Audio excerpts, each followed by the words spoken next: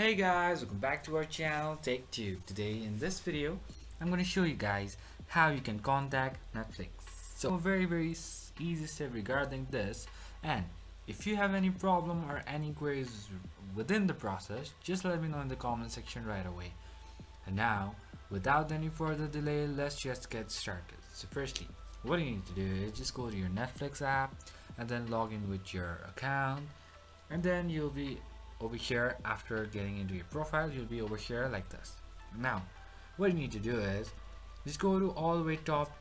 Over here you'll be having this three dot option on your top right corner. Just go on it and go to settings, and from here just go to account details.